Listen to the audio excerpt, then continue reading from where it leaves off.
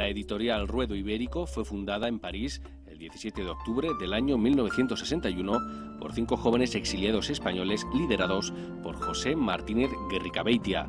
Ruedo Ibérico editó más de 20 libros y 77 números de la revista Cuadernos de Ruedo Ibérico hasta el año 1982, fecha en la que cesó su actividad.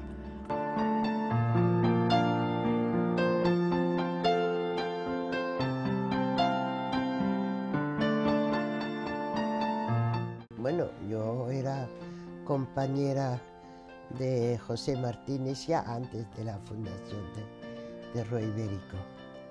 Y él siempre tenía la idea de, sobre todo, luchar, hacer algo contra este régimen que lo obligó a refugiarse a Francia. Entonces, finalmente se reunieron 5 amigos, todos provenientes de un horizonte político distinto, que decidieron que, bueno, la acción directa y todo esto ya no sirve, pero que era una posibilidad de luchar, era la publicación de libros, o sea, la palabra, porque, bueno, se sabe que en regímenes autoritarios anteriores, la primera cosa que se hacía era quemar libros. Los libros son un peligro. Entonces, pues decidieron, pues eso, forjar un arma contra Franco, publicando libros que contradijeran la tesis oficial, destruyeran la tesis oficial sobre la guerra civil y sobre lo que está pasando en España en estos tiempos. Entonces se fundó esta editorial y efectivamente los libros que se publicaron pues cada vez tuvieron más acogida. Bueno, a principios eran sobre todo traducciones de libros en inglés, sobre todo, porque es que no había literatura en España. Se fundó Ruedo Ibérico para sacar los manuscritos escondidos en los cajones que no se podían publicar en España.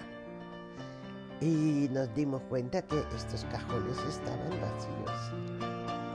Lo que sí, al ver que realmente había una tribuna donde publicar, pues hubo cada vez más gente que mandaba un manuscrito, un libro que acabamos de reeditar, que se editó en el 64.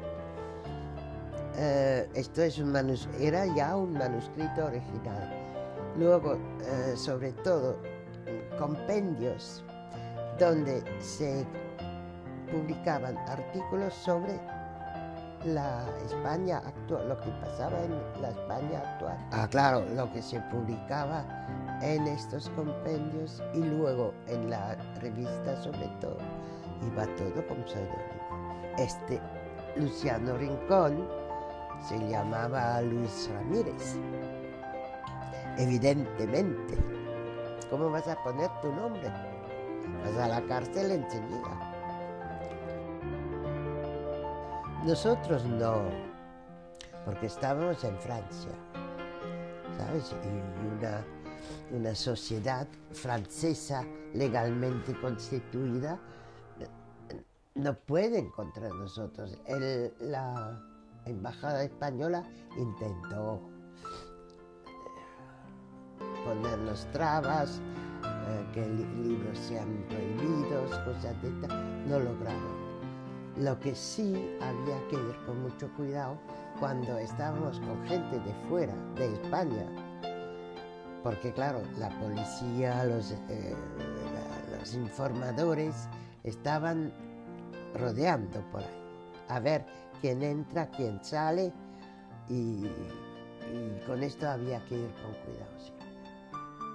Eran prohibidísimos. Pues entraban a dorso de mula, dice, a través de los Pirineos, pero sobre todo turistas que iban a Perpiñán y a la costa Biarritz y todo esto, compraban allí, y Andorra. Eran 3 puntos de venta importantes para la gente que compraba directamente.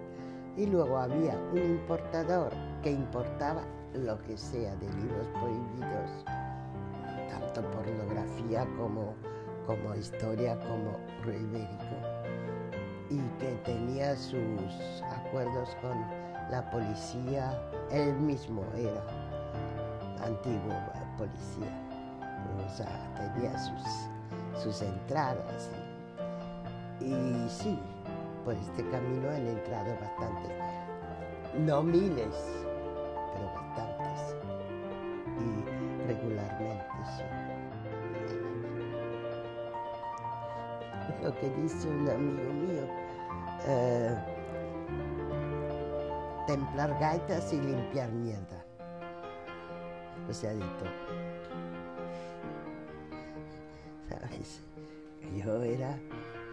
Yo sabía lenguas, era mi oficio el libro, había aprendido pues contabilidad y secretariado. ¿Por qué me metí? Primero porque era mi oficio, el libro es mi pasión, a empezar. Y luego, claro, tú te preguntas, ¿qué haces en tu vida? ¿Qué quieres? Yo no quería fundar una familia con hijos y todo esto no era lo mío. Pero meterme en un proyecto que a mí me valga de manera de vivir y de implicarme, esto sí, y que esto sea la causa española, griega, yo qué sé, no me importaba tanto como que sea algo para qué importarse, ¿sabes?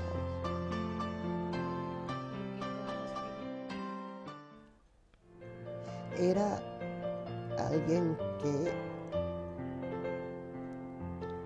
sabía muy bien qué es lo que quería. Leía mucho, era muy culto y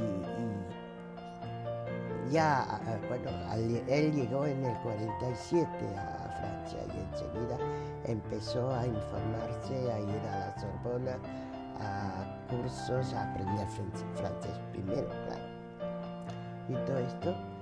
Y claro, él venía de la lucha en España, de la lucha clandestina, estaba en las Juventudes Libertarias.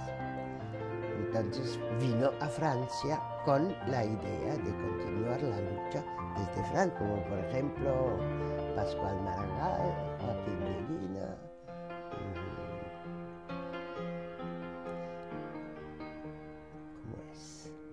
Romero, ¿no? Todos estos fueron ministros, yo qué sé, muchos. También Miguel Ángel Asturias estuvo en mi casa un día. Claro, Pepe era un tertuliano fabuloso.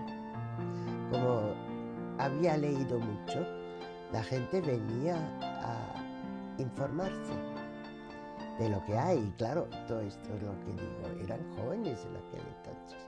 Yo te hablo de los años 60. Y tenían pues 20 y pico años, estudiaban en París y tarde o temprano aterrizaban en Ruedo y al ver el proyecto pues se implicaban. Claro, habrán visto en casa de alguien libros de Ruedo, ¿sabes? Ya en España. O, bueno, en Francia empezaron a ir enseguida a librerías y veían allí nuestros libros. Y a ver quiénes son esta gente.